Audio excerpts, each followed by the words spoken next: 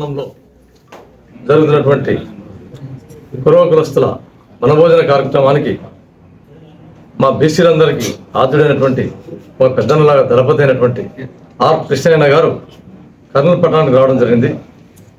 అందులో భాగంగా ఈరోజు మేము మీడియా సమావేశం ఏర్పాటు చేసుకుంటున్నాం. ముఖ్యంగా మేము చెప్పేది ఏమంటే, భారతదేశంలో స్వాతంత్రం వచ్చి 70 సంవత్సరాలైనా కూడా బీసీల యొక్క సమస్యల కోసం, బీసీల యొక్క రాజ్యాంగ హక్కుల కోసం ఇంకా పోరాడుతూనే ఉన్నాం. అందులో భాగంగా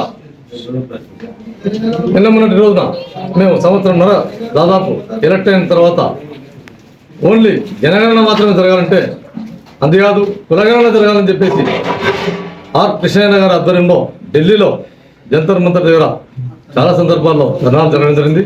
అందులో మేమంతా పాల్గొనడం జరిగింది.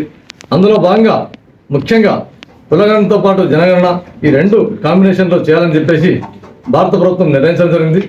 అందులో భాగంగా రాబోయే స్థానిక సంస్థల ఎలక్షన్లు అయితేనేమి, రాబోయే రోజుల్లో ప్రతి దాంట్లో మన కులగణన తర్వాత రాజ్యాంగ హక్కుల ప్రకారం బీసీల కోట ఎంత రావాలనో, ఏ కులానికి ఏ దామాషా ప్రకారం రావాలనో అందులో భాగంగా ఖచ్చితంగా మన హక్కులు సాధించుకునే వరకు మనం విషమించేది లేదని చెప్పి తెలియజేస్తా ఉన్నాం. అంతేగాక బీసీల కోసం పెట్టినటువంటి పార్టీ ఏదైనా ఉందంటే బడుగు బలహీన వర్గాల కోసం పెట్టినటువంటి పార్టీ మన తెలుగుదేశం పార్టీ. కాబట్టి గౌరవ ముఖ్యమంత్రి వర్యులు బీసీల పక్షపాతి. ఆయన దృష్టికి కూడా మేము ముఖ్యమంత్రి దృష్టికి బీసీల సమస్యలను తీసుకుని వెళ్తాం. అంతేగాక మనకి మేనిఫెస్టోలో బీసీల కోసం రక్షణ చట్టం తెస్తామని చెప్పేసి కూడా చెప్పడం జరిగింది. ఆ బీసీల రక్షణ చట్టాన్ని కూడా మనం ఖచ్చితంగా సాధించుకోవాల్సినటువంటి ఆవశ్యకత ఎంతైనా ఉంది. ఎందుకంటే రాబోయే రోజుల్లో చట్టసభల్లో ప్రతి ఒక్కరు ప్రాతినిధ్యం వహించాల బీసీలు అన్ని కులాలు ఉంటే ఖచ్చితంగా బీసీ బిల్ రావాల్సినటువంటి ఆవశ్యకత ఎంతైనా ఉంది. అందులో భాగంగా గౌరవ ముఖ్యమంత్రి వారి దృష్టికి తీసుకుని పోతాం మేమంతా ఈ బీసీల సమస్యలమైన ఆర్ కృష్ణయ్య గారి ఆధ్వర్యంలో. ఎందుకంటే మనం ఇప్పుడు బీజేపీతో అలయన్స్లో ఉన్నాం. అన్నగారు బీజేపీ తరఫున రాజ్యసభ సభ్యులు, తెలుగుదేశం పార్టీ తరఫున మేము లోక్సభ సభ్యులుగా ఉన్నాం. కాబట్టి బీసీలో మేమంతా ఉన్నాం. కాబట్టి మనమంతా ఏకతాటి మీద ఉండి ఒకే గలాన్ని వినిపించి బీసీ బిల్లు అయితేనేమి, బీసీ హక్కుల చట్టం అయితేనేమి ప్రతి ఒక్కటి మనం సాధించుకుంటామని చెప్పేసి మీ అందరికీ సవినయంగా తెలియజేస్తా ఉన్నా. అంతేగాక బీసీలందరూ ప్రతి ఒక్కరు రాజకీయాలకు అతీతంగా ఈ బీసీ బిల్ కోసం పోరాడాల్సినటువంటి ఆవశ్యకత ఎంతైనా ఉంది. కాబట్టి రాబోయే రోజులు, ఎందుకంటే ఆ రోజు మన ఆర్ కృష్ణయ్య గారు, నేను చిన్నప్పటి నుంచి కూడా నేను చూసినప్పటి నేను స్కాలర్షిప్ కోసం నేను నా చిన్న వయసులో కూడా ఇంటర్మీడియట్లో అప్లై చేస్తున్నప్పుడు నేను ఆర్ కృష్ణయ్య గారితో అంటే ఎట్లా ఏకదా దేవుడు అని చెప్పేసి నేను భావించినటువంటి దినాలు ఎన్నో ఉన్నాయి. కానీ ఈరోజు అన్నగారు చేసినటువంటి కృషి వలన గురుకులాలు అయితేనేమి, బీసీ హాస్టల్స్ అయితేనేమి, రిజర్వేషన్లు అయితేనేమి, ప్రతి ఒక్కటి రీఎంబర్స్మెంట్ అయితేనే ప్రతి ఒక్కటి ఆయన ఆధ్వర్యంలో సాధించుకున్నారు. ఎందుకంటే పోరాట పట్టిమ వలన. కాబట్టి మనం కూడా అన్నగారు ఆనాడు చేసేందుకు ఈరోజు ఆ ఫలితాల వలన మనమంతా లోక్సభలో కూడా అడుగు పెట్టాం. ఎందుకంటే బీసీలో చైతన్యం వచ్చింది కాబట్టి లోక్సభకు వెళ్ళగలిగాం.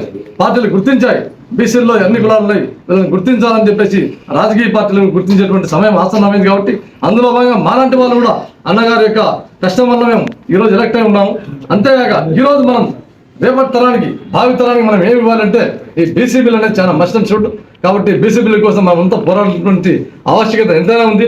పార్లమెంట్లో అయితేనే, లోక్సభలో అయితేనేమి, రాజ్యసభలో అయితేనేమి, ఇక్కడ రాష్ట్రాల్లో అసెంబ్లీలో అయితేనేమి మనందరం బీసీ హక్కుల కోసం పోరాటం చేయాల్సిందే.